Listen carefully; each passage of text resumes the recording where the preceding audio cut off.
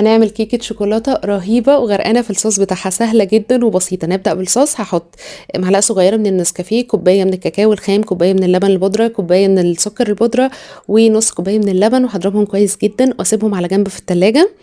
وبعدين هجيب بقى في نفس الخلاط كوباية من اللبن، عليها معلقة صغيرة من الخل، بالطين بس، نص كوباية زيت، وهضربهم كويس جدا.